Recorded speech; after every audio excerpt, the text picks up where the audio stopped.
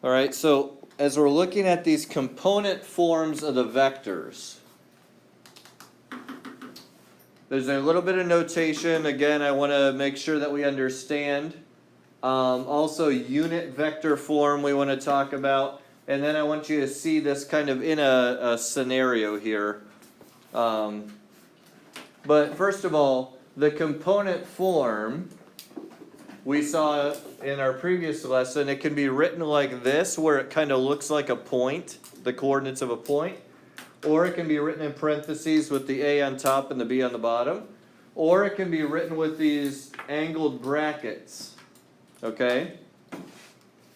Now, one of the things that is a term that you need to be familiar with, and this is what helps us to take points and do things with the point and a vector, is that we can write a point as a position vector. And what we're talking about here is the position relative to the origin. Okay? So we would call point A, if it has coordinates 2, 3, we would say that there's a position vector from the origin to A of 2, 3. Okay? So that's what we have there, the position vector. It's relative to where the origin is. In other words, if we're getting directions to start at the origin and end up at point A, you go 2 to the right and 3 up, in this case. Okay? So it's telling you the measures of the vectors itself already? The length? It's telling you the measure of a horizontal and a vertical that would give you the resultant vector. Yeah, and actually that's where this unit vector form that we mentioned yesterday comes into play. We have this AI plus B times J, all right? And I is a vector. It's the horizontal unit vector, all right? So we have I, the horizontal unit vector. That means we go 1 unit to the right. We do not go up or down at all. It's just a movement horizontally of 1 unit. And then J is the vertical unit vector, where we don't move at all horizontally, but we move upward 1 spot. Okay? So when we then put in this case, 2I plus 3J,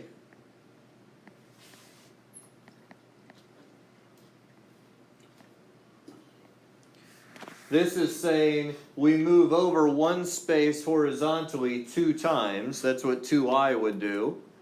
And 3J says move upward that J unit vector 3 times.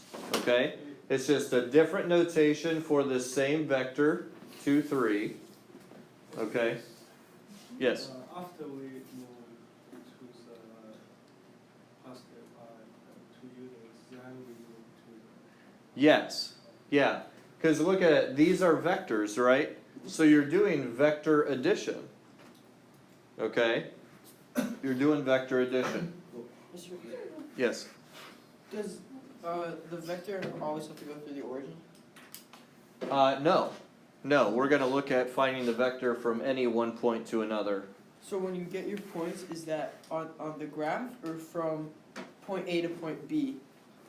So like to get your horizontal number, you're gonna get like the point like A, because it like 6 comma or like 5 comma 3, and then like 4 comma 2. To get your Y, you're gonna go to -1. We're gonna look at that here in a second. You'll do it. Here it won't be, or I'm sorry, in that case it won't be a position vector relative to the origin. It'll be the position relative to another point. So it's almost like you treat that first point as the origin. Okay. How far would you have to go to get to the other point? Okay, we'll take a look at that in a sec. But I wanted to show you this. Here we have, we've looked at shooting a projectile before, but we've always only looked at it as a motion straight up and straight down, okay? we can, instead of firing off something at a particular angle with a specific velocity, we can actually break that into the horizontal velocity and the vertical velocity. Okay? For example, let's say, you shoot some sort of a gun or something. You have a particular muzzle velocity, they call it, okay? If I shoot it at an angle, all right? If I shoot it at an angle here, I don't know, I might know that this is going like 300 feet per second or something like that, but I can't tell just from that how far it's going to go. Okay? Don't worry about it. I can't tell just from that how far it's going to go, because I don't know how long it's going to stay in the air. All right? Because how long it stays in the air will determine how long it has to move horizontally. Okay? And that's why, as we'll see a little later, we're going to use some trig to break the vectors given as a magnitude and direction into horizontal components, and then we're able to figure out, okay, using the vertical component and gravity, how long is this thing going to stay up in the air? And then if we figure that out, we can say, okay, well, if that's the case, then I know how long the time is going to be that it will move at this horizontal velocity, and that will tell me how far it goes before it hits the ground. Okay? Now that we're getting a little bit ahead of ourselves as far as the application, but that's kind of where we're going with this. And we'll be able to figure out some stuff that we weren't necessarily able to in the past with just, our parabola height at time t formula. Okay? So we're going to kind of consolidate the trig we've learned recently with that stuff that we learned earlier about parabolas and incorporate it all into vectors. All right? Now, this is what Neve was asking about. If we have a vector from one point to another, all right, here I have vector A, B. So I'm starting at A, and I'm going this way and ending up at B. Okay? This is what's known as the position vector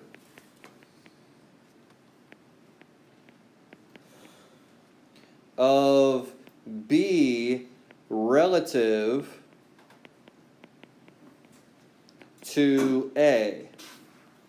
Okay? What this means is, where is B located relative to where A is located? All right? So I'm not looking for the coordinates of the point. B is at 1, 3. That's where it is relative to the origin. But I don't care about that. I care about where it is relative to where A is. 5,1. Okay? We've got to move to the left 5 units. So -5. And then we've got to go up 1. Okay, good. So our vector would be a -5, 1. Okay? That would be your vector. That would be your vector. This is the position of B relative to where A is. How is this displacement between these two spots, because this is not horizontal? Well, okay, so you're talking about how long that is? Yeah. We're going to look at that. That would be the magnitude of this vector. And we're actually going to use the Pythagorean theorem to figure that out. Okay?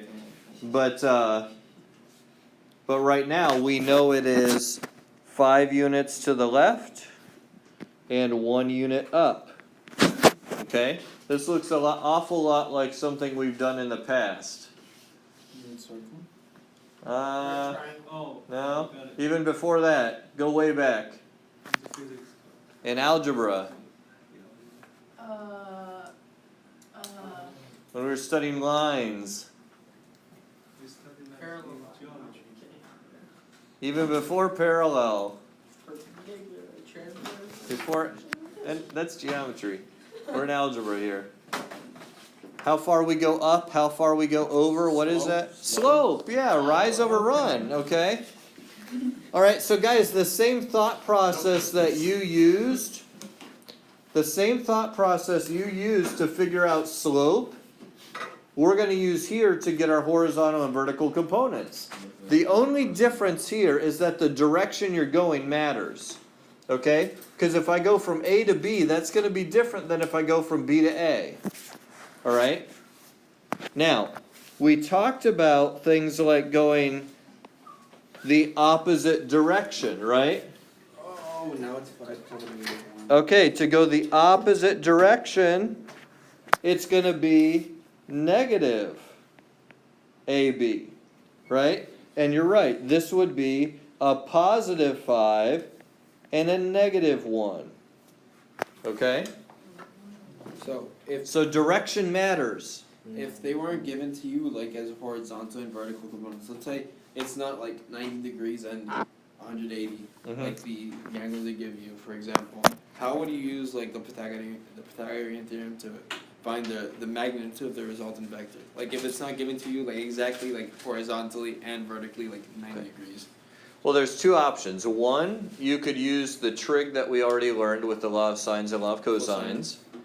Or the alternative is to convert everything into component vectors. And you can do that? Yes. And we're going to look at both ways, because there are some cases where it's beneficial to use the trig. There are other cases where it's beneficial to use the component vectors. Particularly if you have more than two vectors acting on something, the component vectors are really nice. It really simplifies the whole problem. Yeah, for example, like if you have like one vector like this and then you have another one like that, then you need to find the resultant vector. It's like very hard to use right triangle trig in that case. That's right. You'd have to use the oblique triangle trig, the law of sines or law of cosines there. Okay? So this is what we're finding here. It's the position vector from one point to another. AB is the position vector of B relative to A.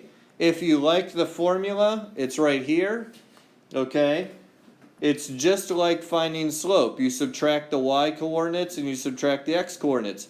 Again, though, the difference here is that the direction matters. Watch here, look.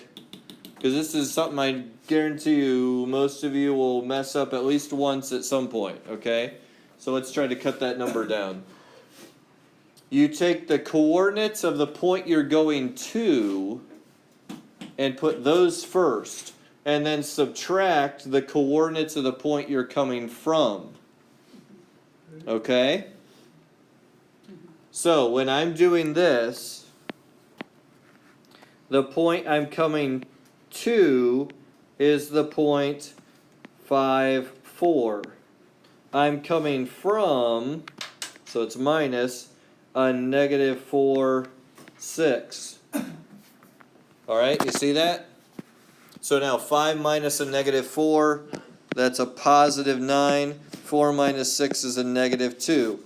You can see that on the graph here. We're going over 9 and down 2. Okay, to get from A to B.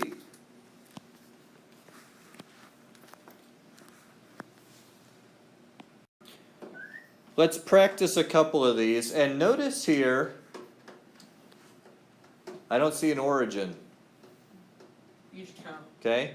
We don't need actual coordinates to do this. If you can see where the points are, all you need is to use the grid here and find out where they are relative to each other, okay? So here, where is A relative to where B is?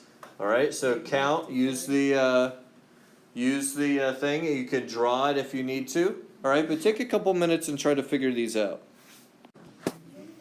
Alright, let's try some of these here, okay? So to get from B to A, alright, good, that's negative 4, negative 1. Now, unit vector form, okay, that would be negative 4i minus j. Okay, minus j. So negative 4I minus j. So then we had BC. Okay, let me call on. There's our BC. So Jay, what'd you get for BC? Minus 1I minus 5j. Good, okay. So minus 1I minus 5j. Good. Okay. DC. DC. Donald, do you want to give us DC? Plus 2 zeros. Alright, good. So 2I plus, it would just be 2I. 2I. This is kind of the cool thing with the IJ notation. You don't have to even put a plus 0j, you just 2I, that's it. Okay? Because the 0 is already part of the I. Remember, I is 1, 0. Okay? So you already have it there. Okay? Let's get another color here. AC. So to get from A to C, who's next here? Jared, do you have it? Or Jacob? 3I minus 4j. Okay, 3I minus 4j. Good. Alright, let's get a different color. We haven't used, here's green. Alright, so CA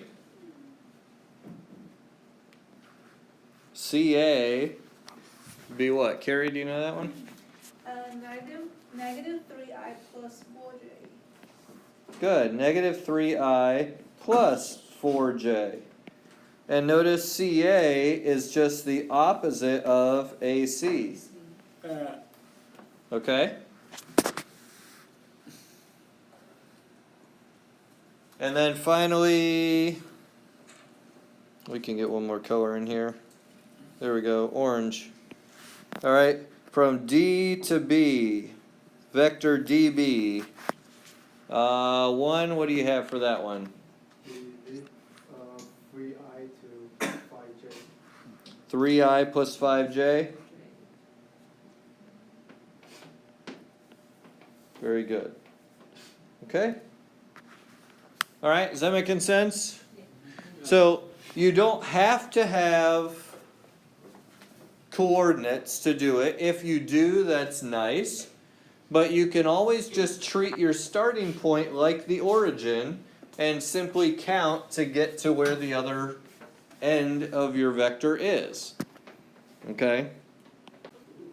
Now, the last thing I want to look at for today is the magnitude of the vector. Okay? The magnitude of the vector.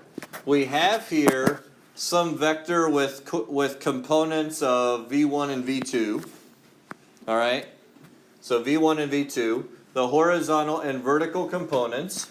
And you can see here, we've kind of seen this already as we've drawn the rise and run and stuff for our vectors.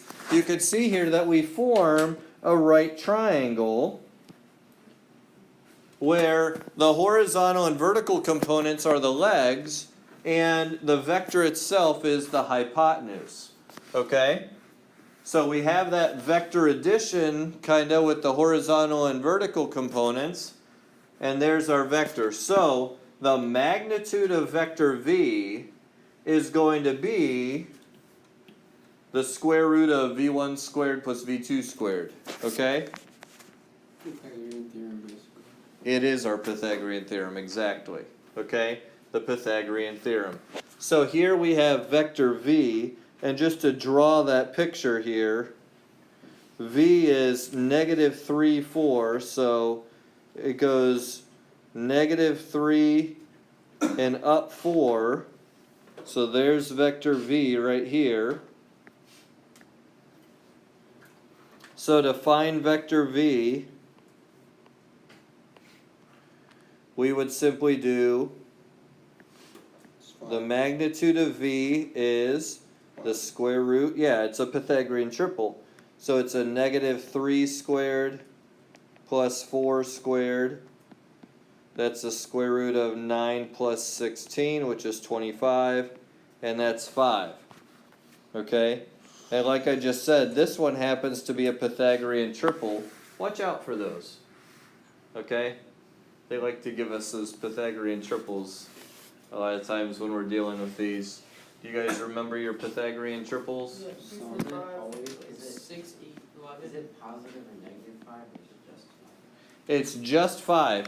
And actually, I'm glad you mentioned that, okay? A magnitude is a measurement, alright? And a measurement will be positive, okay? You can't really say like the desk is negative 2 feet. Exactly. And in fact, in physics and stuff, when we talk about certain things where we have a negative, like for example, gravity has an acceleration of negative 9.8 meters per second squared. That actually, even though it's just a number, is kind of like a vector because the negative is telling us a direction. The negative means it's accelerating downward at a rate of 9.8 meters per second squared. Okay? So, a lot of the times there will be a negative in a problem, but it's really an indicator of direction. Alright? Whereas the magnitude will always be positive. Okay? So, this would just be a positive 5. Now, just to get back to this real quickly here, our Pythagorean triples,